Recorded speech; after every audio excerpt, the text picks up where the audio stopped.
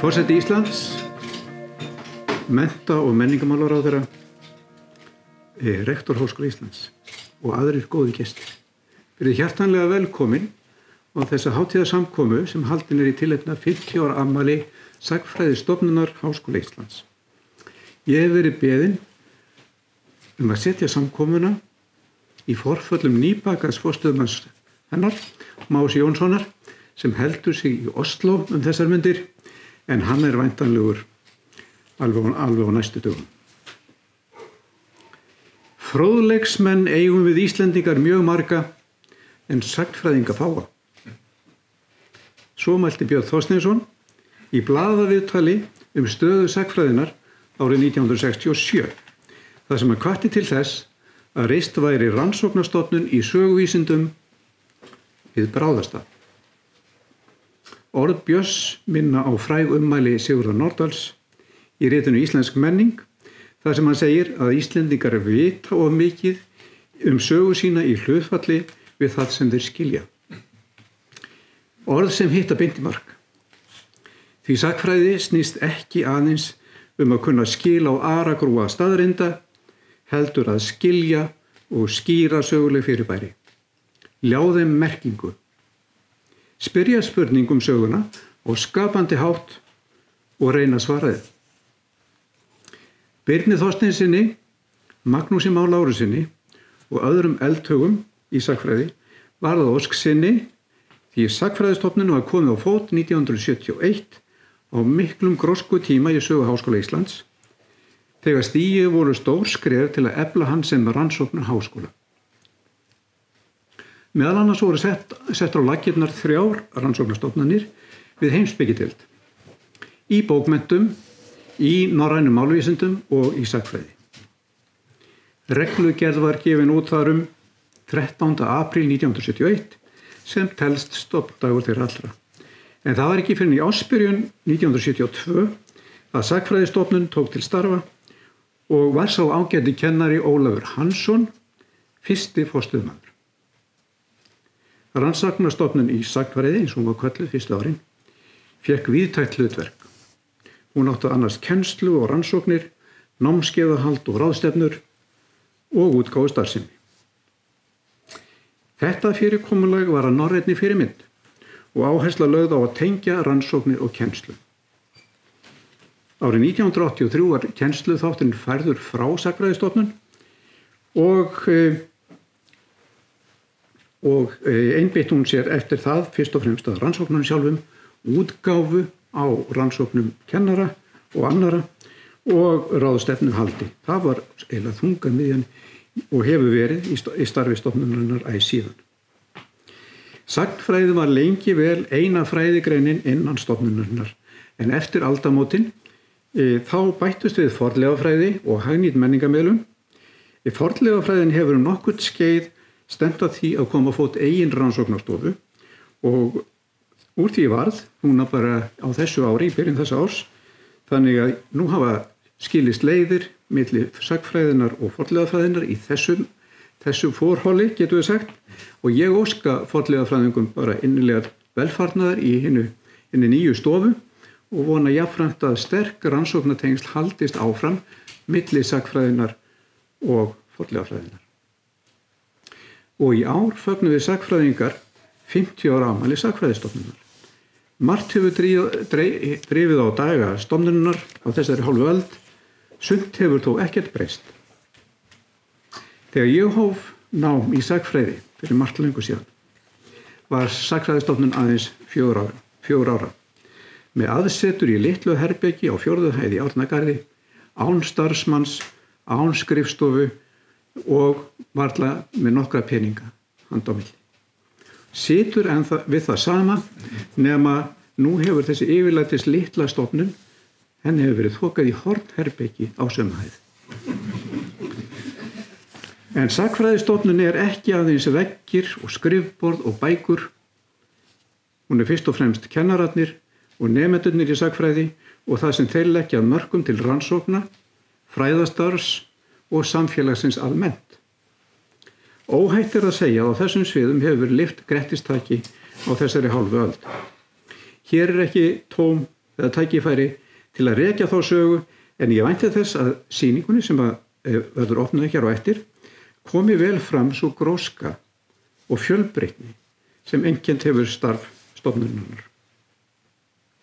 Ég vil einnig nefna að á 5. íslenska söguþinginu sem haldið verður á næsta vori 2022 verður einmitt ein málstofa helguð rannsóknum og kennslu í sagnfræði við Háskóla Íslands í tilefni af 50 ára afmælinu. Sýningunni er ætlað að varpa ljós á starfsögu sagnfræðistofnunar og bregða upp mynd af hlutverki hennar og nokkrum helstu verkefnum. Á þessum tímamótum er tilefni til að líta tilbaka, meta á framlag sagnfræðinnar, hvaða sess hún hefur skapað sér í fræðum og í samfélaginu, gleðjast yfir því sem vel hefur tekist til og leggja á ráðin hvað er hægt að gera betur. Ég vil að lokum þakka undirbúningsnefnd sýningarinnar fyrir ljúft og skilvirkt samstarf Ólafi J. Engilbertssyni sem borið hefur hitan og þungan af skipulagningunni fyrir hönd Landsbókasafns, Braga Þorgrími Ólafssyni, Sumarliða Ísleifssyni og síðast en ekki síst nemendum okkar, Jakobi Snævar Ólafssyni og Rakel Jónsdóttir. Og að svo mæltu, þá gef ég Ylju Alfreðsdóttur mennta- og menningarmálaráðherra orðið. Gjörðu svo vel.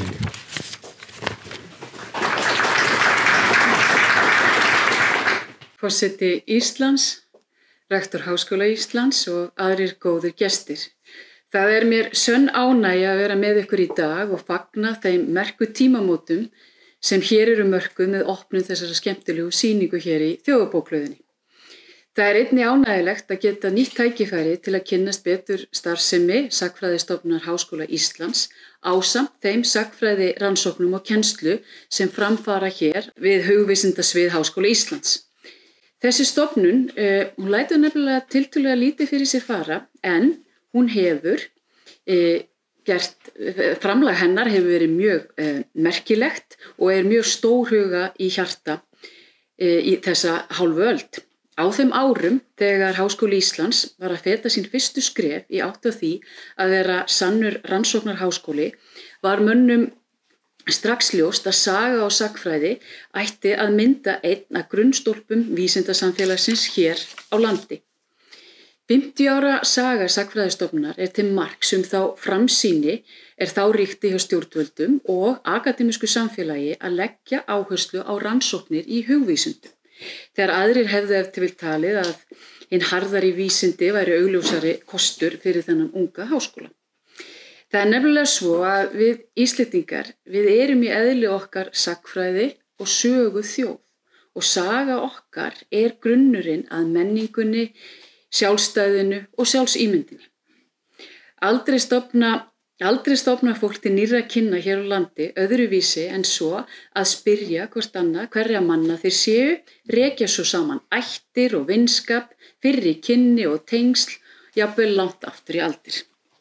Það má jafnvel segja að fyrstu verulegu áhrif tölvuvæðingar á líf allra kynslóða Íslendinga var þegar opnaður var rafrænn aðgangur að Íslendingabók og menn gátu rakið ættir sína saman svo langt aftur í tíman og eftir svo flóknum leiðum að það hefði þurft margra mánaða grúsk að uppgötva tengslin í bókunum og í pappíranum.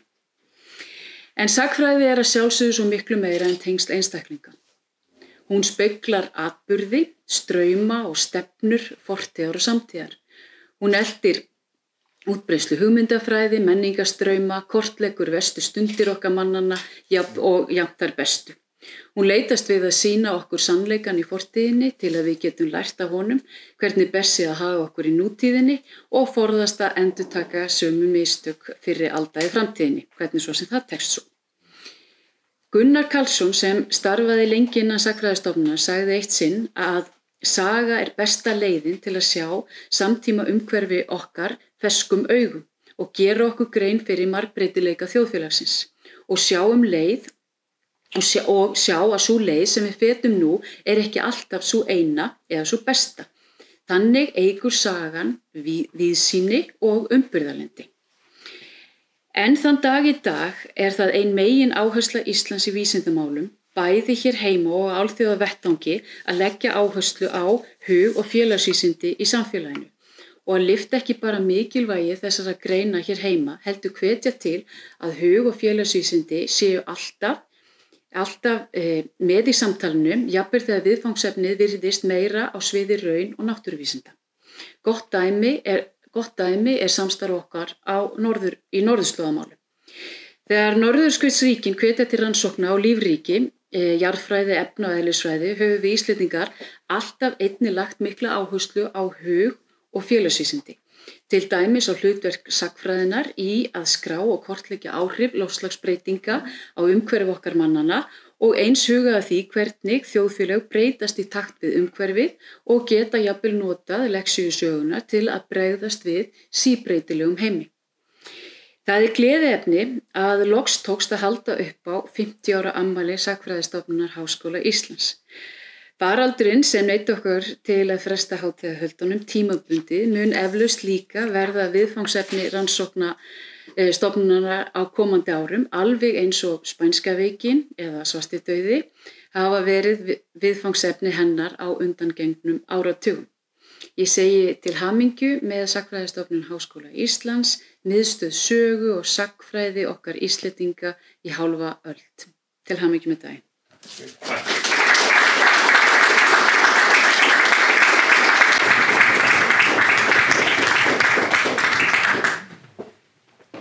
Kæra þakkir Lilja fyrir hlý orð í garð Sagnfræðistofnunar. Ég býð Jón Atla rektor að stíga í pontu næstan. Svo vel. Forseti Íslands, mennta- og menningarmálaráðherra, landsbókavörður, góði gestir. Það er virkilega ánægjulegt að fá að ávarpa ykkur hér og ég óska Sagnfræðistofnun innlega til hamingju með 50 ára afmælið.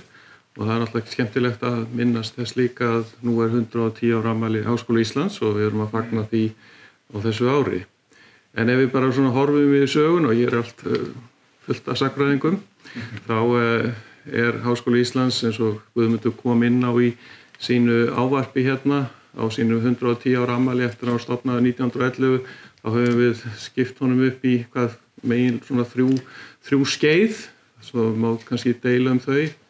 Embættismannaskólinn, þegar skólinn var stofnaður sem hafði það hlutverk að mennta embættismenn þegar við börðumst fyrir sjálfstæði Íslendingar og líka í hinu nýstofnaða lýðveldi 1944 og síðan er það grunnnámsskólinn sem tekur við 1961 og ég er alltaf Guðmundur Hálfdanarson hérna þegar ég er að tala þetta og hann hefur nú skrifað sögu Háskóla Íslands ásamt öðrum en þetta er bara ágætis skipting 1961 til 1990 og þá fer háskólinn að færast í það að fara frá því að vera grunnnámsskóli í þennan rannsóknarháskóla sem skiptir gríðarlega miklu máli og fyrir ræðumenn hafa komið inn á hér. Þá er verið að huga því að efla vísindin innan Háskóla Íslands og það eru stofnaðar ýmsar stofnanir, þar á meðal Raunvísindastofnun Háskólans og þar á undan Handritastofnun Íslands. Og þetta eru algjör lykilatriði bara í þessu sem gerist hérna á Íslandi. Og síðan árið 1971 Sagnfræðistofnun henni komið á fót undir forystu Björns Þorsteinssonar og Guðmundur komið mitt inn á það hér áðan. Og þessi saga, þessi 50 ára saga Sagnfræðistofnunar hefur bara verið mjög glæsileg. Og þetta er bara aftur þessi þróun, áhersla á vísindin og rannsóknirnar sem þarna kemur fram. Og ég vil bara nota tækifæri hér að óska Sagnfræðistofnun innilega til hamingju með afmælið og til hamingju með sýninguna, það verður mjög gaman að sjá hana og ég veit að hún mun halda áfram að dafna og verða í fararbroddi hjá Háskóla Íslands í að vera áfram þessi öflugi rannsóknarháskóli vegna þess að við þurfum að leggja áherslu áfram á vísindin, við þurfum að bara halda áfram til þess að vera bara samkeppnishæf við aðra aðila og það er bara algjörlega yfir allt rófið frá hugvísindum yfir í raunvísindi og ég bara hvet mennta- og menningarmálaráðherra hér til dáða að halda áfram á þessari braut að efla rannsóknir og háskólakerfið hér, það skiptir okkur allt máli. Bara innilega til hamingju með daginn. Takk.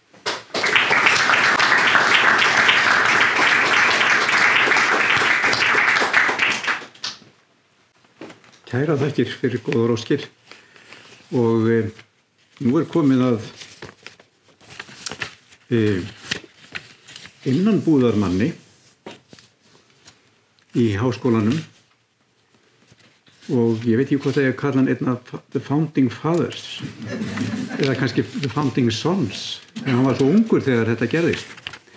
En það Helgi Þorláksson, fyrrverandi prófessor sem ætlar að halda hér tölu og hann svo gjörkunnugur sögu stofnunarinnar og man langt aftur að hann ritaði fyrstu fundargerð stofnunarinnar árið 1972 í ársbyrjun.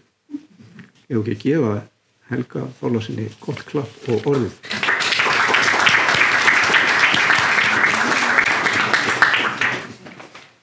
Forseti Íslands og menntamenningarmálaráðherra og rektor og landsbókavörður, aðrir áheyrendur. Það eru miklar almennar breytingar 1970 hér og erlendis, jafnvel í framfarátt. Og nú haldið þið að ég sé komin á þann aldur að ég sjá í fortíð minni rauðum bjarma og það sjást alveg rétt. Það að segja kannski í og með. En það eru margs konar rök fyrir fullyrðingunni miklar breytingar. Hippaskeiðið, uppreisn í háskólum, erlendis, Víetnamstríðið, mótmælagöngur.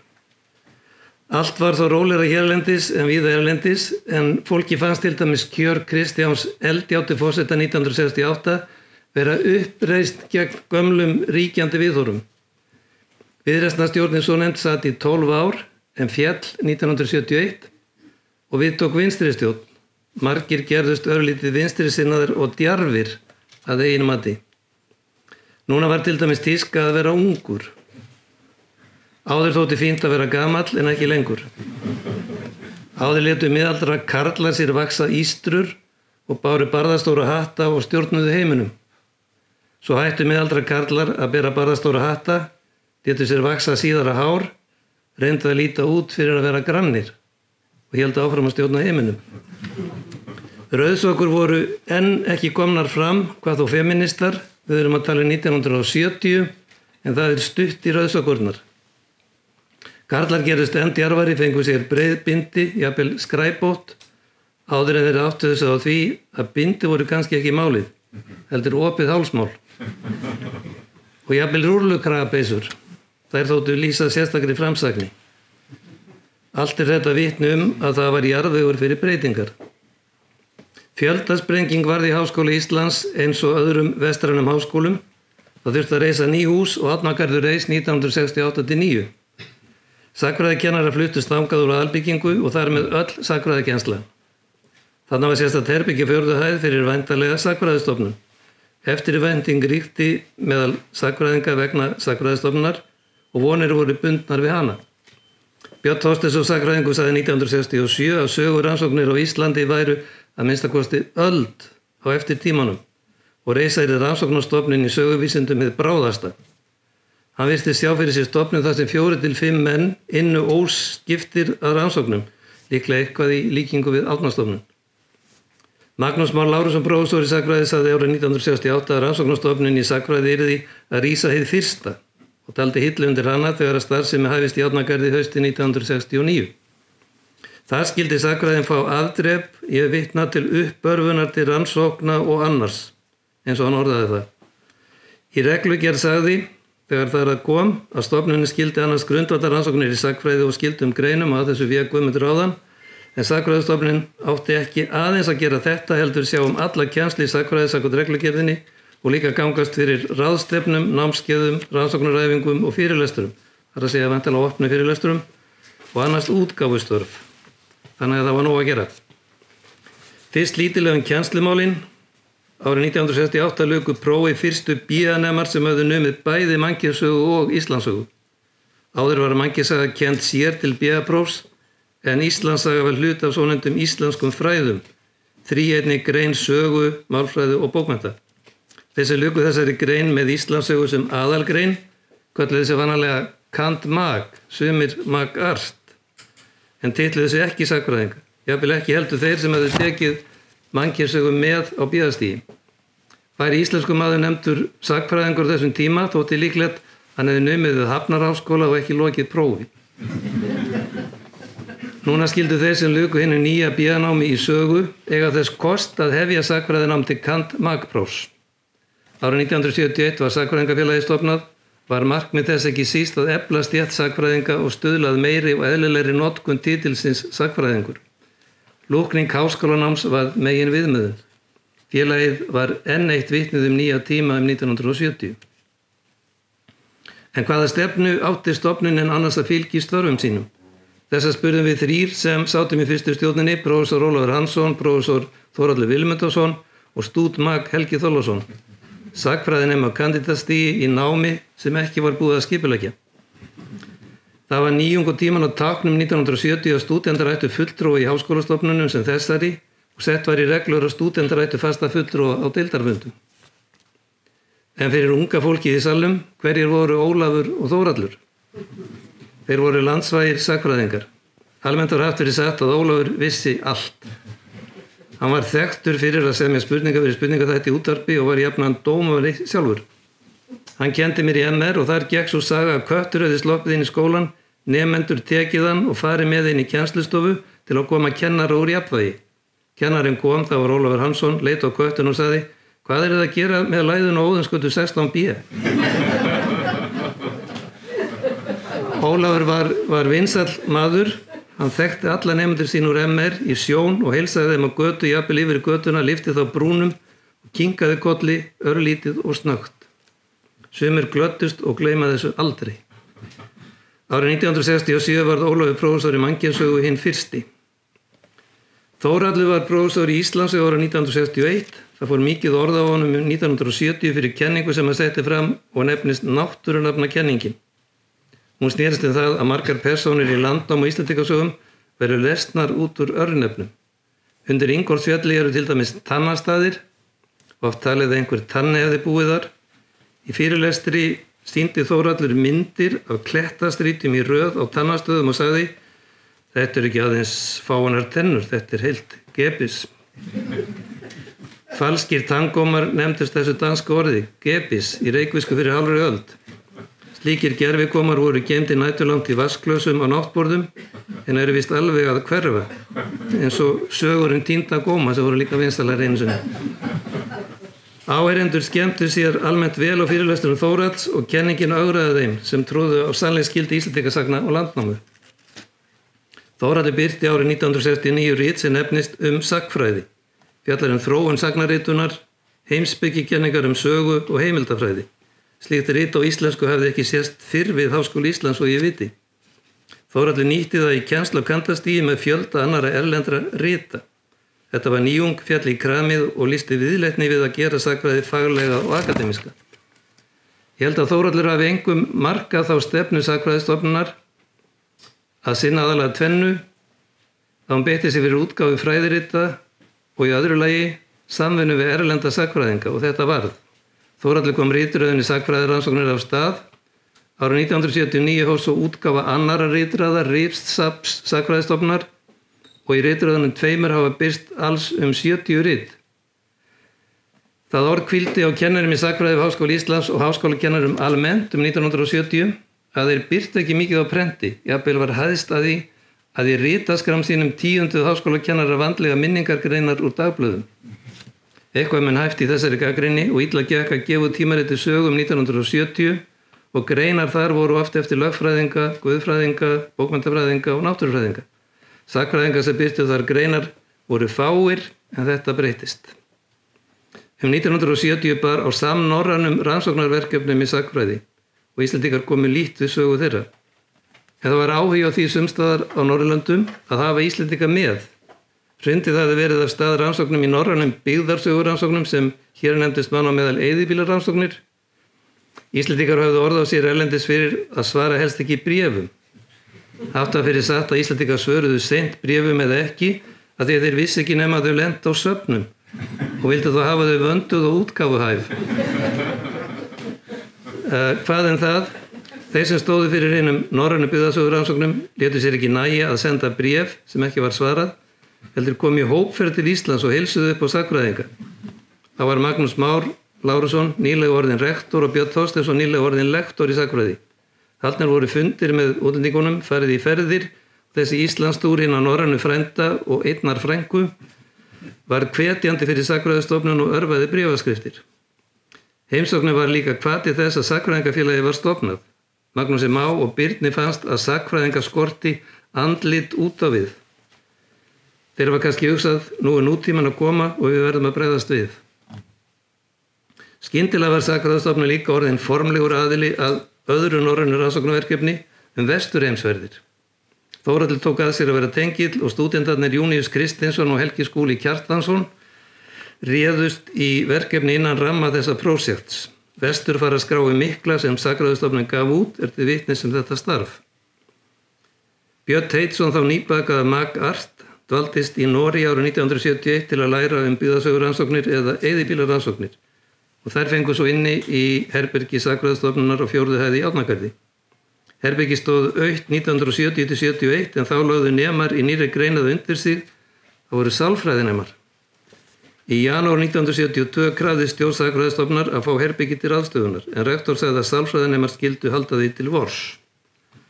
Hægt gekk að rýma herbergið vorið og lítið var líklega aðhafst í því skyni enda haft verið sagt í þá daga að sálfræðingar væru almennt skrýtnir og ekki búist við að sálfræðinemar færi með góðu úr herberginu.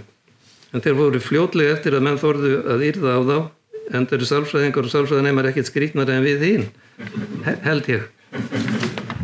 Í gleði sinni yfir húsnæðinu hélt stjórnin 4 fundi í júlí 1972 og vildi fá í herbergi ritföng, ritvélar, spjaldskrárkassa, kort, húsgögn og hillur og ekki síst bækur. Þarna skyldu stundaðar rannsóknir. Björn Teitsson settist þarna að með gögn sín og réð mig í vinnu sumarið 1972. Hvað gerir þú, var ég spurður nýbakaður kandidat? Tel fjölda eyðibýla fornu, sagði ég. Við þessu sagði fólk venjulega lítið. Þetta þótti víst ekki framsækið. En vonir voru bundnar við þessar rannsóknir annars staðar á Norðurlöndum vegna merkra ritheimild á Íslandi og gjóskulega til tímasetningar. Verkefninu lauk með samnorrænu riti og ensku 1981. Stjórn stofnunarinnar glímdi við vanda sem margir kannast við en nefnt fjárhagsvandi. Árið 1972 fór fjárframlag til stofnunarinnar mest til útgáfu fyrsta útgáfuritsins. Nánast allar rannsóknir og vegum stofnunarinnar varðandi eyðibýli og vesturferðir voru unnar fyrir norrænt fé. Haustið 1972 átti stofnunin eina bók fóstbræðrasögu eftir Jónas Kristjánsson. Auk þess hafði einhver komið gamall í margra binda Britanningu fyrir inn á rannsóknarstofu stofnunarinnar, engin vissi hver ætti hana. Hún var enn í vörslu Sagnfræðistofnunar síðast þegar ég vissi. Aðrar eigur haustið 1972 voru einkum 2 parkerpennar, 1 reglustika, gatari, heftari, 42 atlasblöð 1.100.000, 1 stimpill, 1 fundagerðabók og bókan hefur gjöf frá Jóni Friðjónsssyni. Ólafur Hansson lét hafa eftir sér í viðtal á prenti haustið 1972 að rekstur stofnunarinnar væri tómt grín, fengist ekki meira fé. Samt ríkti bjartsýni og það voru nýir tímar. Eins og nærum að geta var hið norræna samstarf afar örvandi. Helgi Skúli og Júníus sóttu fund á Norðurlöndum, íslenski sagnfræðinemar sóttu nú betur námskeið á Norðurlöndum og eitt slíkt var haldið hérlendis 1975, allt fyrir milligöngu Sagnfræðistofnunar og fyrir samnorrænt fé. Samstarfið ruttið brautina fyrir síaukinni þáttöku íslenskra sagnfræðinga í norrænum prósektum og ráðstefnum. Það eru svo algjör þáttaskil 1977 þegar all fjölmennur hópur íslenska sagnfræðinga sótti norræna sagnfræðingaþingi í Þrándheimi, margfalt fleiri en fyrrum á slíkum þingum, enda nánast safnað liði. Allir Björn Þorsteinsson ekki komið sögu þar. Íslendingar höfðu verið sjaldséðir hvítir hrafnar á þess konar þingum, en menn hétu því að hér eftir skildu Íslendingar fjölmenna og hafa staðið við það. Að sjálfsögðu var svo farið að taka þátt í þingum og ráðstefnum utan Norðurlandana líka. En samvinna innanlands var einnig tekin upp. Í stjórn Sagnfræðistofnunar var rætt þverfaglega samvinnu við náttúrufræðinga Skaftárelda. Þórhallur vakti fyrst máls á þessu í stjórninni 7. mars 1972. Hugmyndi var að rit kæmi út 12 árum síðar 1984 og það kom á slaginu. Í þessu lýsi sér fyrirhyggja Þórhalls og Sigurðar Þórarinssonar jarðfræðings. Ég nefndi Magnús Má Lárusson, það fór mikið orð af fræðum hans. Hann var prófessor í guðfræði, kenndi í sagnfræði 1965-8, var svo prófessor í sagnfræði 1968 og var rektor 1969-73. Það var sagt Magnús Má eins og Ólaf Hansson að hann vissi allt. Sagnfræðingur einn sagði mér 1966 eða svo að Magnús Már vissi meira að segja allt bítlana. Og annar sagði mér að hann væri langnútímalegastur allra sagnfræðinga, taki til dæmis myndir af skjölum og þjóðskjalasafni af örsmáa myndavél, sem skildist að hún var eins og þá sást í njósnamyndum í bíó. Björn Þorsteinsson, síðar sagnfræðiprófessor, ritaði Magnús 1967 meðal annars. Hann var jafnvígur á allar greinar sagnfræði og ég vitna að auki manna fróðastur lög forn og ný, hagfræðingur góður og guðfræðingur og lægina meðhöndla tækni nútímans. Tilvitnun lýkur. Ætti það hafi ekki verið algengt viðhorf á þessum tíma að góður sagnfræðingur að vera fjölfróður. Núna varla ættast til að sagnfræðiprófessorar vita allt og léttir. Magnús Már var áhugasamur sagnfræðistofnun og lagði ýmislegt gott til. Ég þarf ekki nema 15 mínútur í viðbót til að gera grein fyrir félagsmálatöfratunni Birni Þorsteinsinni, ég veit ekki hvað þið segja það. Allir var ekki sleppa honum. Ég spyr að lokum, hefur sagnfræðistofnun skipt máli? Sagnfræðingar birta meira, eru virkari, áhugi meðal háskólamenntaðra sagnfræðinga á að ná til almennra lesenda með skrifum á prenti var ekki mikill fyrir 1970, en það gjörbreyttist. Samstarf og erlendu vettvangi stóreldist með sagnfræðistofnun. Með erlendu samstarfi komu erlend sjónarmið og leiddi til endurskoðunar sögunar. Og samtímasagan komst loks á dagskrá. Stór innlend verkefni hafa haldið áfram, til dæmis saga Utalagsverslunar, samvinnuverkefni 6 kennara, vendaði með ritinu Líftug landsins. Slíkt var líkt hugsanlegt fyrir 1970, þar að segja samvinna margra og áhugi á erlendum áhrifum. Sagnfræðingar voru töluverið heimalingar fyrir 1970, mótaðir af söguskoðum sjálfstæðisbaráttunnar. Óhjákvæmilega hlaut margt að breytast, hvað sem Sagnfræðistofnun leið. En Sagnfræðistofnun hefur sjálfsagt flýtt mikið fyrir breytingum. Grunnur að nútíma hugsun í sagnfræði var lagður þegar Sagnfræðistofnun hóf störf í janúar 1972. Þá áttum við óskastund. Nú tækifæri til að læra af fortíðinni og líta til framtíðar. Takk.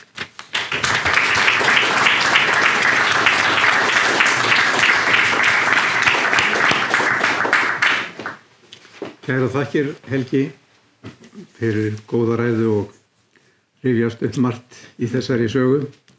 Kannast þið sumt að þessu.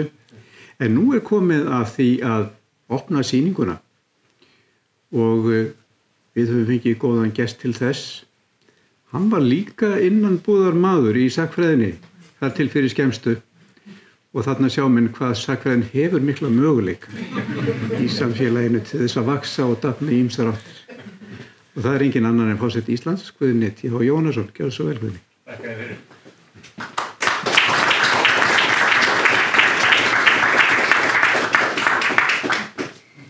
Já, mennta- og menningarmálaráðherra, rektor, landsbókavörður, aðrir góðir gestir, kæru kollegar.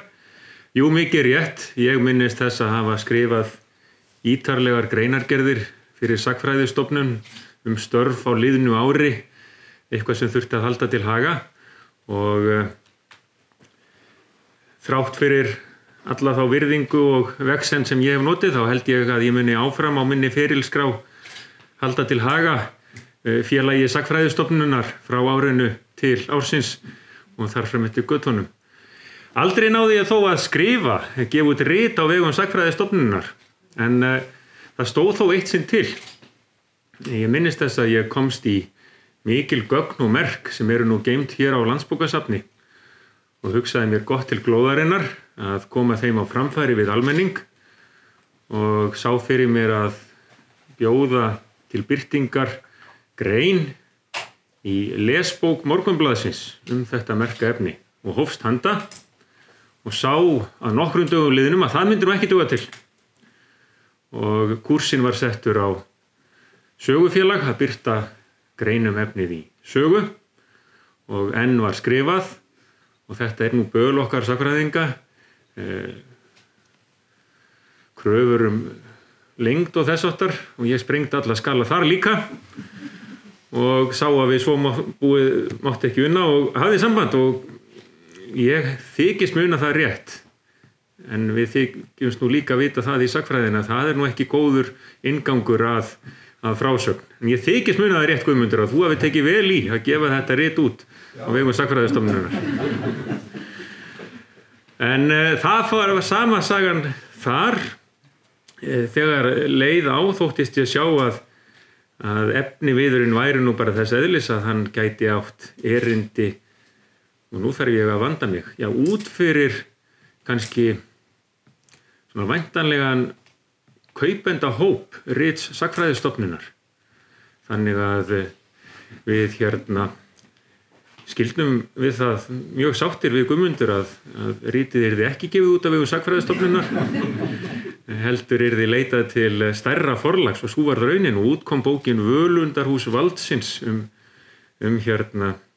stjórnarmyndanir og stjórnarslit í tíð Kristjáns Eldjárns.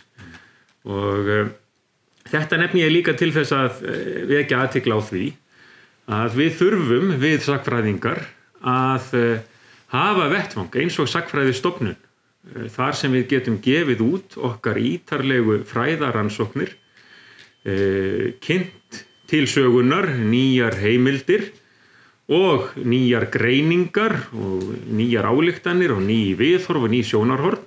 En svo þurfum við líka að huga að því að allur okkar starfi nái eyrum annarra.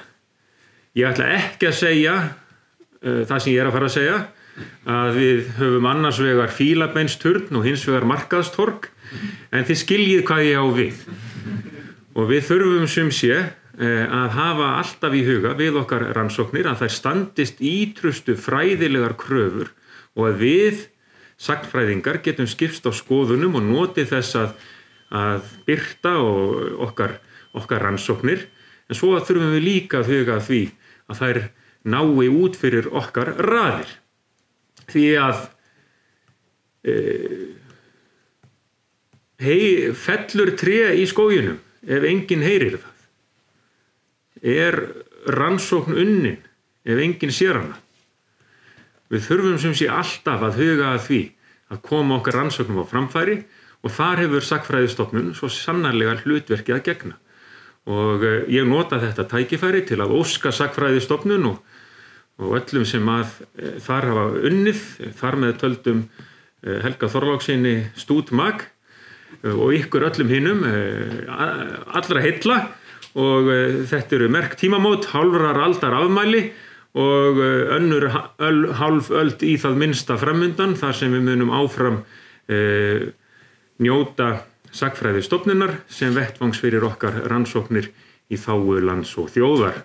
Sjáu þið nú hvað maður er orðinn þjóðhöfðingjarlegur.